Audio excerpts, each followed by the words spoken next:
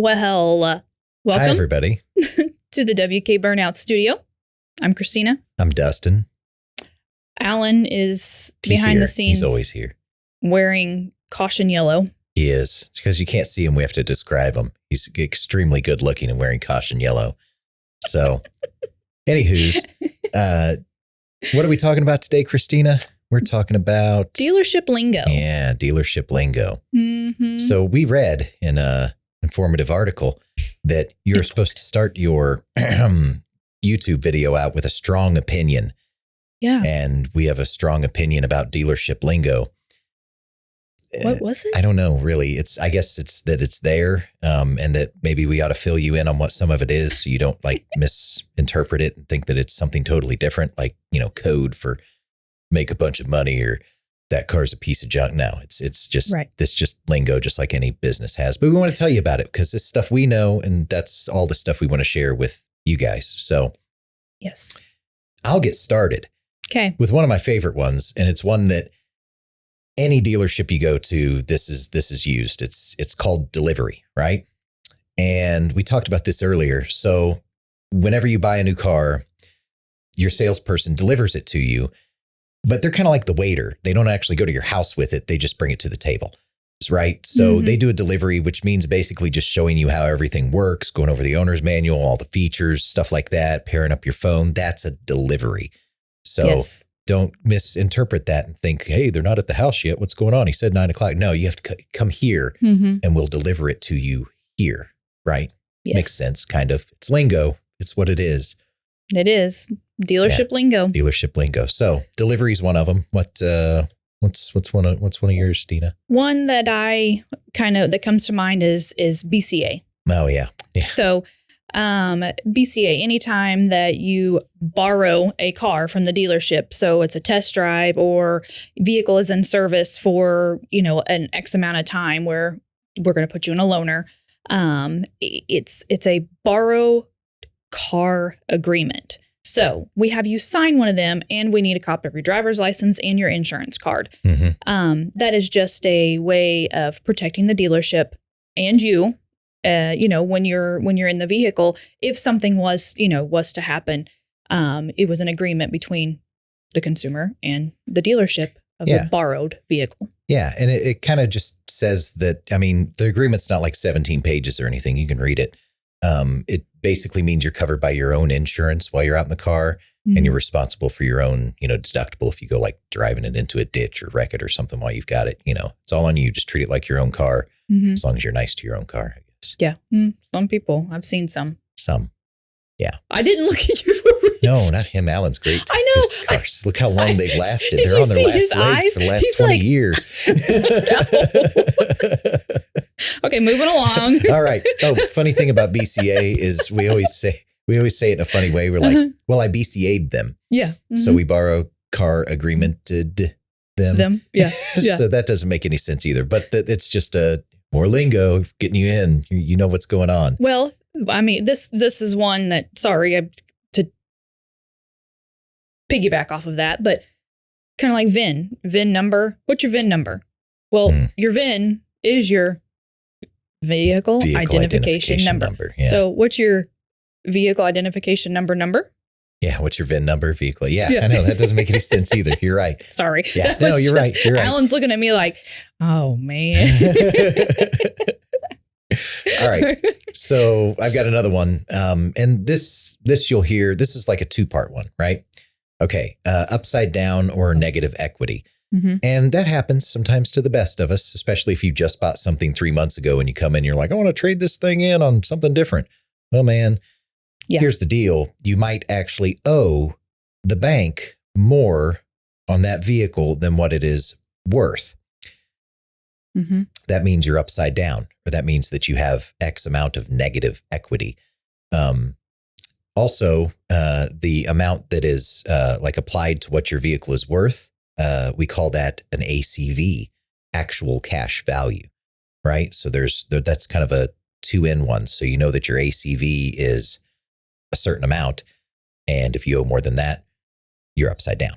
Mm-hmm. So, and it doesn't necessarily mean that, you know, you hear a lot of people, oh, I knew I shouldn't have bought whatever, they screwed me over or whatever. No, you just did it too soon. You're not supposed to trade 2 months after you bought something. Right. I mean, that's like Yeah, there's kind of a. So don't think that the other place that you bought it from is like terrible just because you're upside down. Mm-hmm. No, maybe you should have thought that through a little better. And I mean, at least plan on a couple of years before you go to trade, but not 2 months, you know. I mean, and that's why people put money down.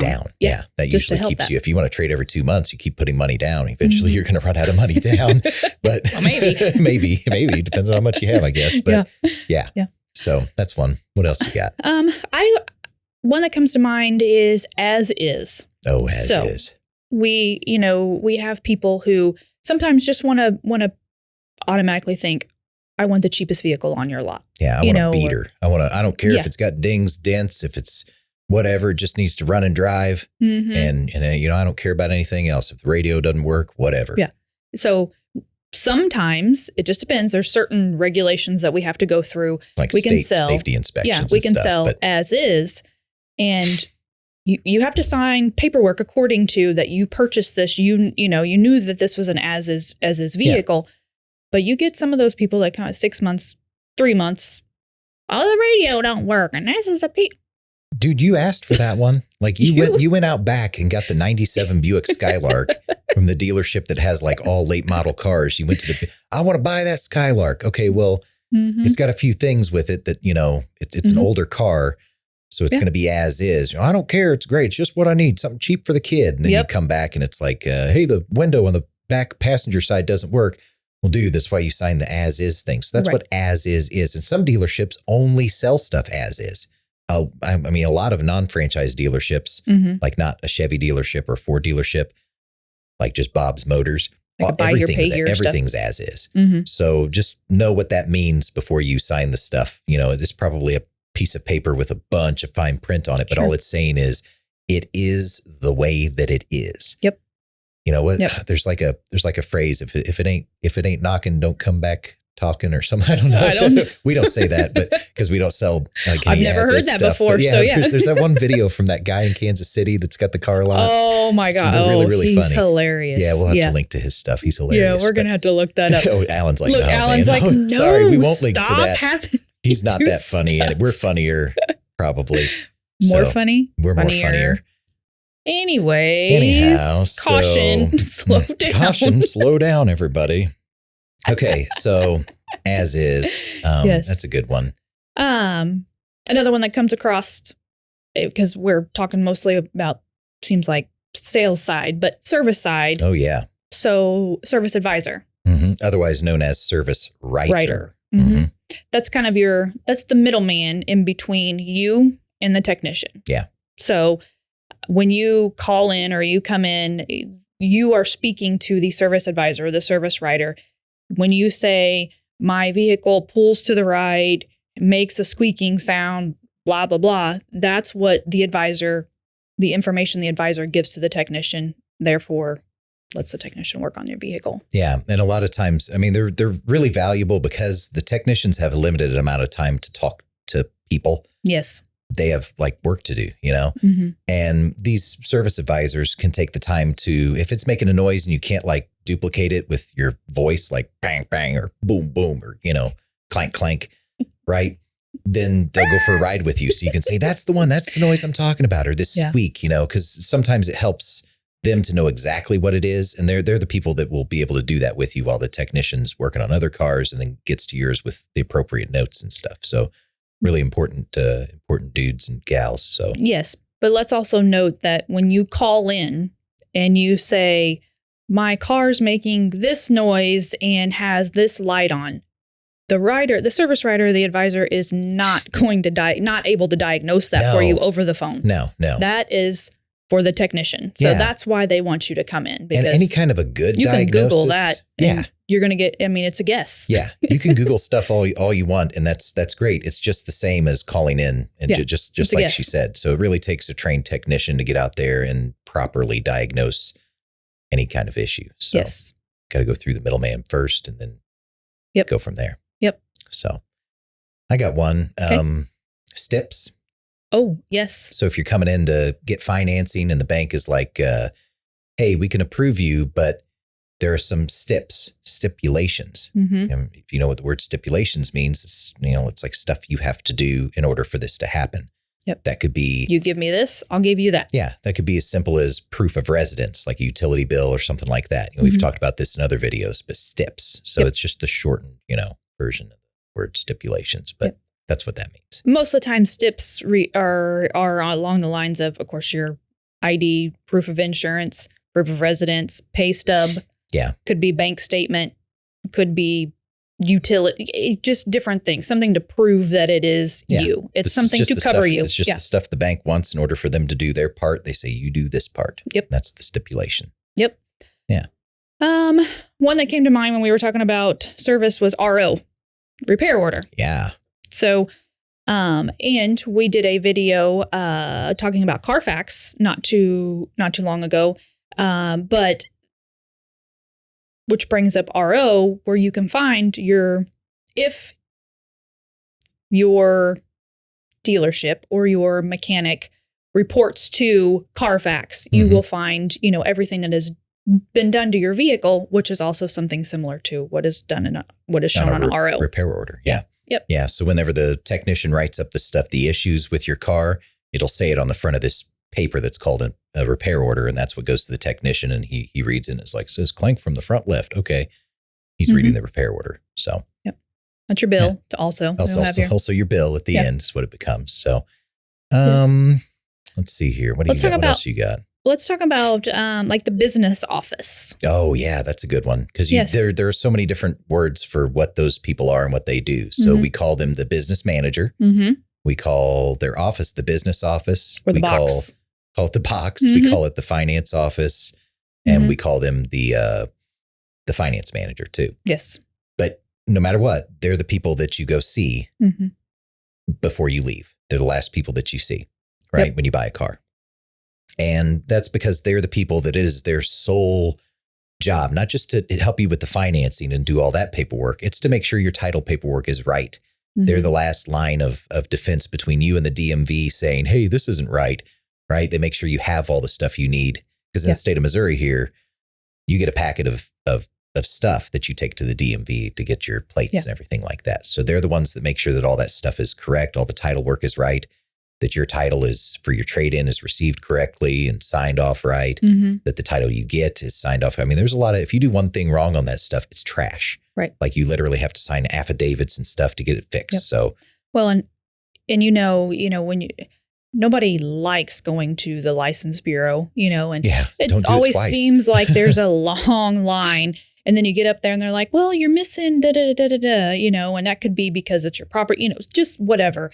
And nobody wants to have to go back, especially when wait. it's somebody else's fault. You'd be really mad at us if we gave you the wrong paperwork or something. Yeah. And I mean, things happen. Things happen everywhere, and it happens. But the main purpose of those people, the business manager, the finance manager, even if you're paying cash, you're not financing.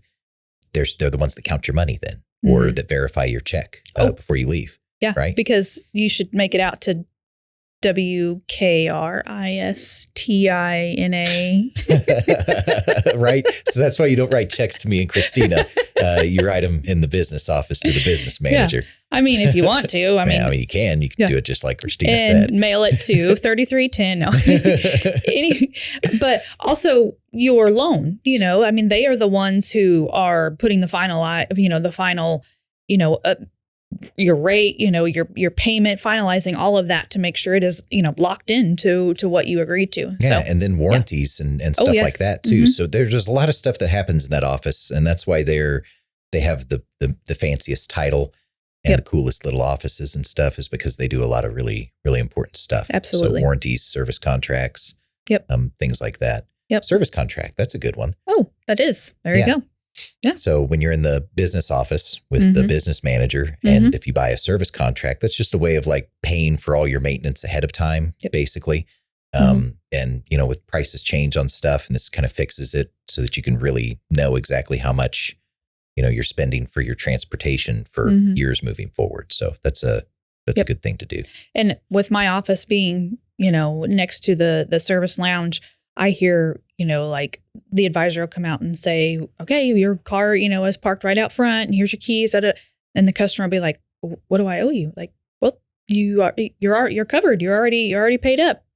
What? So sometimes customers are like, oh, hey, okay. They forgot. Yeah, they forgot they had that. So there's, 50, 60, whatever, their oil change or whatever their maintenance was. But it kind of helps you in a way too. So it's the cost is one thing, but it helps you stay on track with your maintenance, right? So it's not just your oil changes and your rotations. It's more than that, fluid flushes, things of that nature. So it helps you without having to just remember every time you come in, well, did I rotate last time or this time? It's you're on a plan, right? So that everything's taken care of. Yep. And if you don't know if you have that or not, just call the dealership. Yeah. You can ask your service advisor. You can also ask for the business office, and they can pull that up as well. Yeah, it's good ones. Yep. Let's see. There was one that I thought of while we were talking. Like when a customer, be back. Oh yeah. So customers may not really hear this, they might very hear often. themselves called that, but this is one of those where I want to make sure that they know this isn't like some term or some like secret code for make a bunch of money on this person or something like that. Take them to the be-back office. To the be-back office. No, this is just means that you're back and that you've already been here and you've already talked about stuff. Yeah. We may have already, appraised your trade-in. It just means you're back. Yep. You be back. Yep. Right? Yep. You be back. Yeah. A be back. You're be back. Yeah. Congratulations. There you go. Well, are there any more that you can think of off the top of your head that? We're waiting for Alan to do something like some sort of, charades movement to say we forgot something. Cut. Okay. Oh, he said all right. cut. Well, I think that's all we have for this week. There was no caution, slow down to that. Slow down on that one. But guys, we truly appreciate your support. And if you found this informative, listen, I'm figuring it out. She's getting the words. I'm getting it figured out. But if you found this informative, and entertaining, we definitely, appreciate the likes, the shares, the subscribes. But otherwise, we look forward to picking you up next week. I messed that up. You did mess that up. See? Thanks. Bye. Anyways, we will cruise on by and pick you up next week. That's what we'll do. Thank you guys again. All right. Thanks. Bye. All right. That was lovable. I think it was great. I'm glad you messed it up, so I'm not the only one to have ever messed it up. I was really. This has been a WK Burnouts production.